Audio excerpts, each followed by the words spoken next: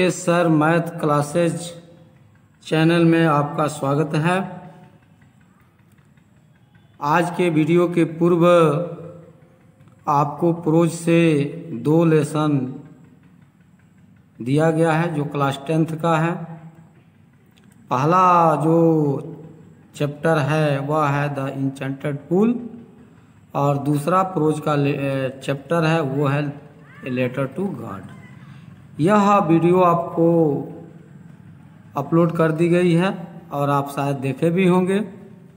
Supplementary leader से first chapter load कर दिया गया है, the inventor who kept his promise. और आज फिर हम लोग प्रोज का लेसन 4 सोक्रेटिस पढ़ेंगे।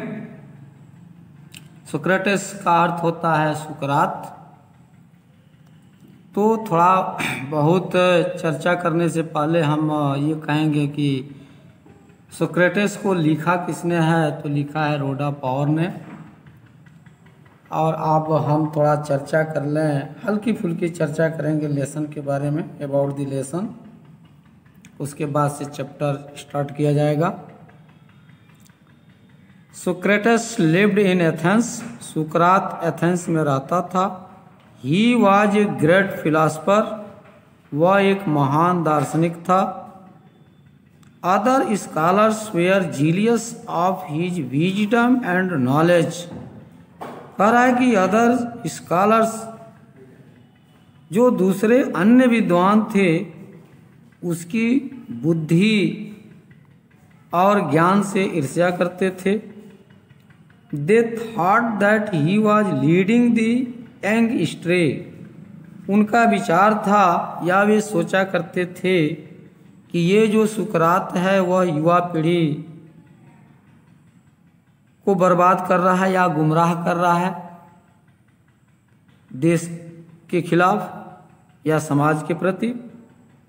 So he was condemned to death by the king there। इसलिए वे सब मिल करके वहाँ के राजा द्वारा उसे मृत्युदंड दिलवा दिए। एथेंस में मृत्युदंड की जो प्रक्रिया थी या परंपरा थी वह थी कि जिस व्यक्ति को मृत्युदंड दिया जाता था उसे एक कप जहर का प्याला पीना होता था। तो सुकरात उस जहर रूपी प्याले को पिया कि नहीं पिया, यह हम चैप्टर में पढ़ेंगे। तो आइए हम चैप्टर को शुरू करते हैं। चैप्टर आपका शुरू हो रहा है। Socrates lived in Athens about 400 years before Jesus Christ was born. कह रहा है कि सोक्रेटस सुकरात लिव्ड रहता था इन एथेंस, एथेंस में अबाउट 400 years बिफोर, यानी 400 वर्ष पहले।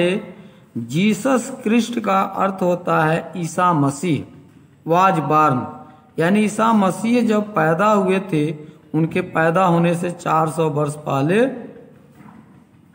सुकरात पैदा हुआ था या रहता था।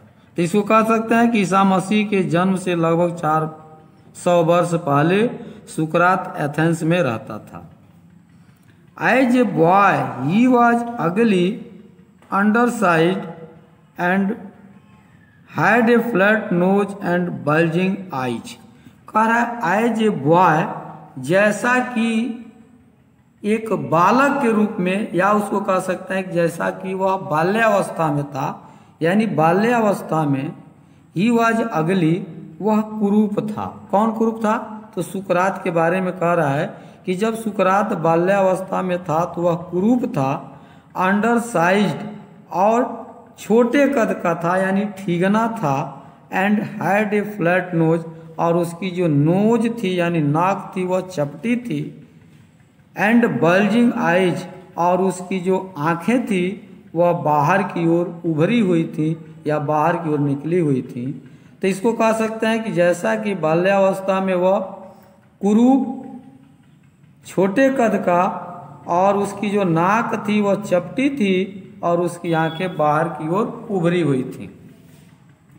His father was a poor stone cutter. His father उसके पिता वाज थे ए पुअर स्टोन कटर, एक गरीब स्टोन कटर मीन्स पत्थर काटने वाले, यानी वो पत्थर कट थे और पत्थर काटने वाले थे, तो मतलब पत्थरों से वो मूर्तियां बनाते थे। तो हम कह सकते हैं कि वो एक अच्छे शिल्पकार थे। और सुकरात उनका कभी कभी सहयोग भी किया करता था उस अवस्था में। यहाँ नहीं दिया है लेकिन कहानी ऐसी है। सो ही वॉज ऑलवेज रेदर शैबली ड्रेसेड, कह रहा है कि सो इसलिए या अतः ही वॉज ऑलवेज, वह हमेशा रेदर शैबली ड्रेसेड, शैबली का मतलब होता है फटे पुराने कपड़े, ड्रेस्ड मीन्स पहनता था, यानी उसके जो कपड़े थे वो फटे पुराने थे, उन्हीं को वह पहनता था। Like other boys of his age he went to school, कह रहा है कि लाइक अदर बॉयज, जैसे कि अन्य जो बॉयज थे ऑफ हिज एज, उसकी उम्र के जो अन्य लड़के थे, ही वेंट टू स्कूल, वह उन्हीं की तरह स्कूल जाया करता था, यानी जाता था, यानी अपनी उम्र के अन्य लड़कों की तरह वह स्कूल जाता था। Where the most important lesson were music and gymnastic, कह रहा है वेयर, जहाँ द मोस्ट इम्पॉर्टेंट लेसन, महत्वपूर्ण जो लेसन था, वेयर थे म्यूजिक यानी संगीत के, एंड जिम्नास्टिक और व्यायाम के और संगीत के वहाँ महत्वपूर्ण पाठ थे। He also learn some science and mathematics and a little about the stars.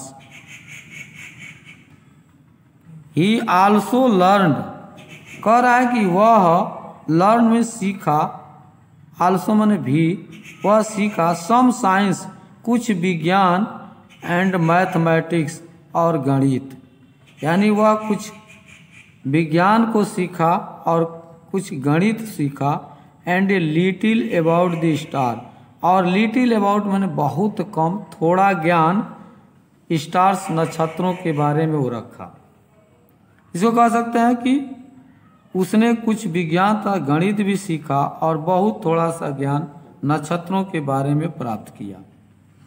But not nearly so much history and geography as children learn today, कह रहा है बट लेकिन नॉट नियरली सो मच, उसने उतना नहीं सीखा हिस्ट्री एंड जियोग्राफी यानी इतिहास और भूगोल से संबंधित जो ज्ञान था वह उतना ज़्यादा नहीं सीखा, एज जैसा कि चिल्ड्रन लर्न बच्चे सीखते हैं टुडे आज।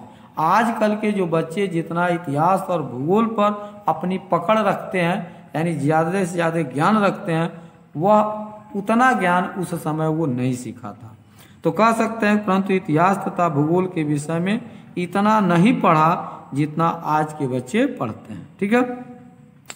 This strange little creature with this short neck and plain face was a thoughtful child. This strange, यह विचित्र, स्ट्रेंज का अर्थ होगा विचित्र, लिटिल छोटा, क्रिएचर का मतलब होता है जीव, और यहाँ जीव बालक के लिए आया है, मीन्स सुकरात के लिए आया है। तो वह जो छोटा बालक सुकरात था उसके लिए क्रिएचर आया है। विथ द शॉर्ट नेक, जिसकी गर्दन थी छोटी, यानी जिसकी छोटी गर्दन थी, एंड प्लेन फेस, और जो उसका चेहरा था वो साधारण था। वाज ए थॉटफुल चाइल्ड, वह सोचनीय बालक था, यानी उस पर विचार करने योग्य वह बालक था, उस पर विचार किया जा सकता था।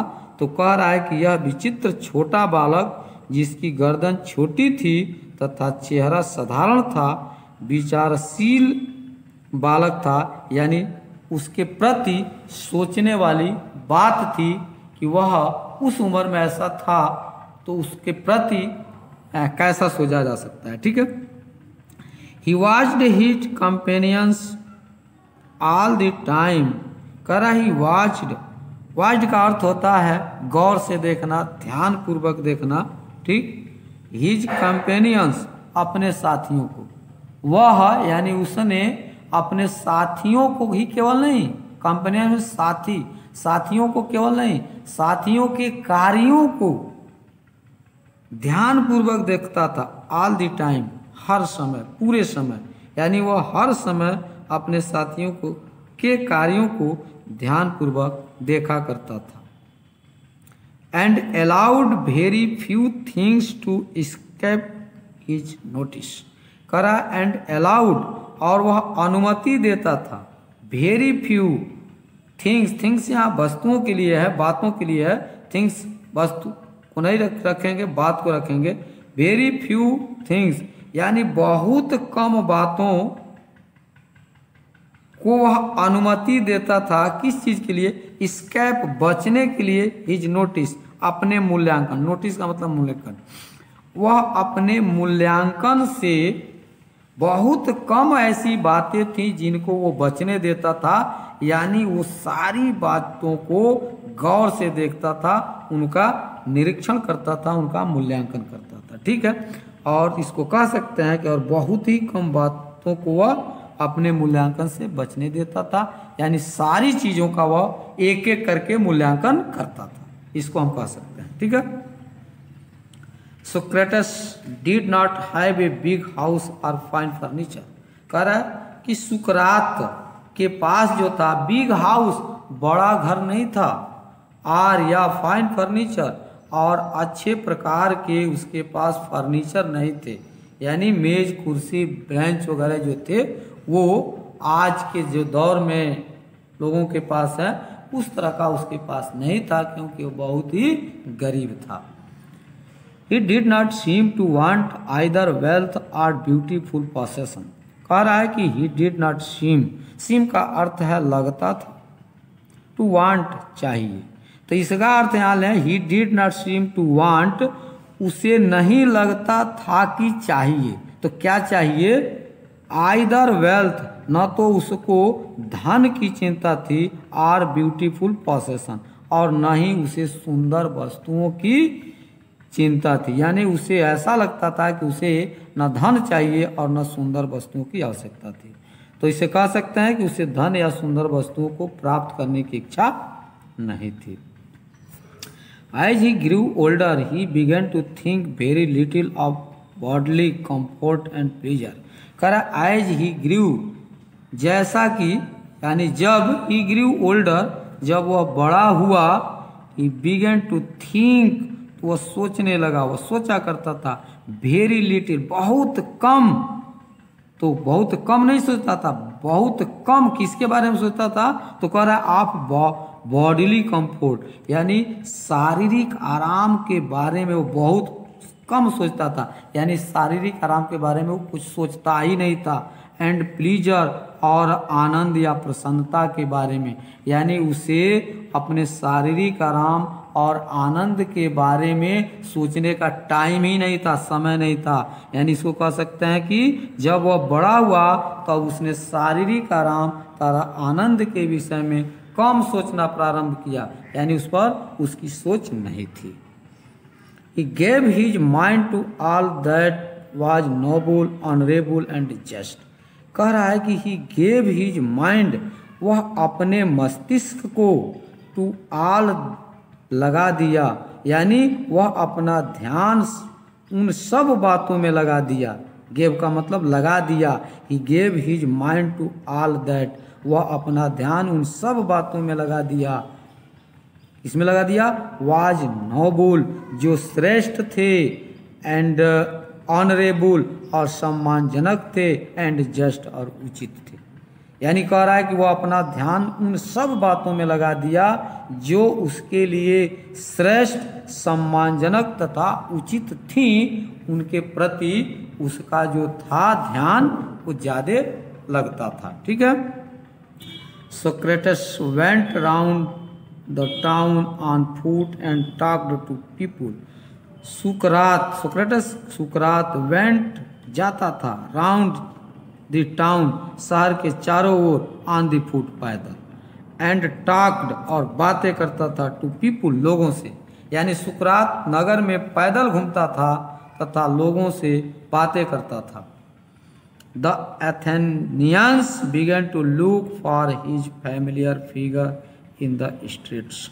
कह रहा है कि द एथेनियंस यानी एथेंस के लोग या एथेंस वासी बिगन टू लुक देखा करते थे, फॉर हिज फैमिलियर, फैमिलियर का मतलब होता है परिचित, फिगर का मतलब है यहाँ आप लेंगे चेहरे को, इन द स्ट्रीट्स गलियों में, यानी एथेंस के लोग उसके परिचित चेहरे को नगर की गलियों में देखते रहते थे। आगे है and to say to their friends, and to say और कहा करते थे टू देयर फ्रेंड्स अपने मित्रों से, और अपने मित्रों से कहा करते थे, क्या कहते थे चलिए देखते हैं। Yes that is Socrates come along and talk to him, कहते थे यस हाँ दैट इज सोक्रेटस, वह ही सुकरात है, यानी उंगली निकाल करके दिखाते थे कि जो वह व्यक्ति खड़ा है वह सुकरात है, उसके ऊपर इशारा करके कि दैट इज सुकरात, यानी वही सुकरात है, कम अलोंग आओ, एंड टॉक टू हिम और उससे बातें करो, ये चीज कहा करते थे उसके मित्र।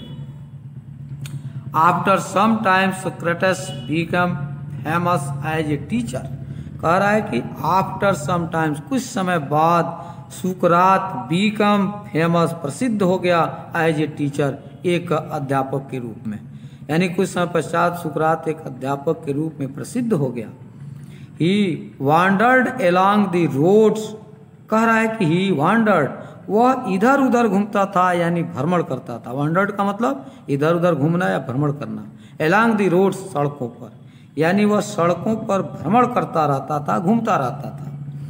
And stood in the market places talking to anyone who care to greet him, कह रहा है एंड स्टूड और खड़ा होता था इन द मार्केट प्लेसेस, ऐसे स्थानों पर खड़ा होता था जहाँ कुछ लोग इकट्ठा होते थे, यानी जहाँ बाजार टाइप जगह होती थी वहाँ खड़ा होता था और क्या करता था, टॉकिंग बातें करता था, टू एनीवन किसी भी व्यक्ति से, हु जो उन व्यक्तियों से बातें करता था जो केयर्ड यानी उसकी परवाह करते थे, यानी उसके बारे में सोचते थे, टू ग्रीट और उसका अभिवादन करते थे। तो इसको हम कह सकते हैं कि और वह बाजार में खड़े होकर किसी भी व्यक्ति से बातें करता था जो उससे बात करना चाहते थे, यानी जो उसके बारे में सोचते थे या परवाह करते थे। ठीक है, आगे देखिए। His listeners were often confused after they had argued with him और आंसर्ड हिज क्वेश्चंस, कह रहा है हिज लिसनर्स, जो उसके सुनने वाले लोग थे, सुनने वाले, उसके सुनने वाले, ऑफन प्राय कंफ्यूज्ड असमंजस में पड़ जाते थे, आफ्टर दे हैड आर्ग्यूड, जब दे हैड आर्ग्यूड वह क्या करता था, तर्क करता था या तर्क या बहस करता था, विथ हिम उनके साथ, जब वह उनके साथ बहस करता था या तर्क करता था, आर या आंसर्ड हिज क्वेश्चंस उनके प्रश्नों का उत्तर देता था, तब वे प्राय असमंजस में पड़ जाते थे। तो इसको कह सकते हैं उसके सुनने वाले प्राय असमंजस में पड़ जाते थे जब वे उससे तर्क या बहस कर चुके थे या उसके प्रश्नों का उत्तर दे चुके होते थे। ठीक है, Socrates told his countryman that everyone must learn to think for himself, कह रहा है कि सोक्रेटस सुकरात टोल्ड कहता था हिज कंट्रीमैन अपने देशवासियों से, दैट की एवरीवन प्रत्येक व्यक्ति मस्ट लर्न टू थिंक, क्या थिंक माने विचार कर सकता है, फॉर हिमसेल्फ स्वयं में, लर्न सीख करके, यानी अपने आप, learn to think for himself अपने आप विचार करना सीखना चाहिए। इनको उन लोगों को यानी प्रत्येक व्यक्ति को अपने आप विचार करना सीखना चाहिए। तो इसको कह सकते हैं कि सुकरात अपने देशवासियों से कहते थे कि प्रत्येक व्यक्ति को अपने आप विचार करना चाहिए तथा उससे कुछ सीखना चाहिए। ठीक है, चलिए आगे देखते हैं। So that by using his reason he would have the power to see what was right, just, true and beautiful. कह रहा है कि सो ताकि या इसलिए, that by using his reason means अपने तर्क का प्रयोग करके, यानी अपने तर्क का प्रयोग करके, ही वुड हैव, वह कह रहा है कि he would have the power to see, वह शक्ति प्राप्त कर सकता है, सी पहचानने के लिए या देखने के लिए। कह रहा है कि वह शक्ति प्राप्त कर सकता है पहचानने के लिए या देखने के लिए। किन को? तो वस्तुओं को। किन वस्तुओं को? व्हाट वाज राइट, जो सही हैं, जस्ट उचित हैं, ट्रू सत्य हैं, एंड ब्यूटीफुल और सुंदर हैं। तो इसको हम कह सकते हैं कि ताकि अपने तर्क का प्रयोग करके वह सही, उचित, सत्य तथा सुंदर वस्तुओं को पहचानने की शक्ति प्राप्त कर सके, वह ऐसा चाहता था कि लोग ऐसा करें। ठीक, and so shape his own conduct, और कह रहा है कि एंड सो, और इस प्रकार, या शेप हिज ओन कंडक्ट, और अपने आचरण को क्या कर सकें, और इनके जो अनुसार वह अपने आचरण को सही कर सकें। किनके अनुसार? तो वस्तुओं को पहचाने कि कौन सी वस्तुएं सही, उचित, सत्य और सुंदर हैं, उनको पहचान करके इनके अनुसार वह अपने आचरण को सही कर सकें, वो ऐसा चाहता था। He wanted Athens to be perfect state, और क्या चाहता था? वह चाहता था, he wanted, चाहता था कि Athens to be a perfect state, एक आदर्श राज्य बने। वह चाहता था कि एथेंस एक आदर्श राज्य बने। He told everyone, both his pupils and his other followers, कह रहा है कि he told everyone, यहाँ वह बता दिया या कहता था प्रत्येक जो उसके प्यूपिल्स हैं, प्यूपिल्स थे, शिष्य थे, उन शिष्यों से, तथा अदर फॉलोअर्स जो उनके अन्य अनुयायी थे, उनमें से प्रत्येक को वह बता दिया। क्या बता दिया? आगे देखेंगे।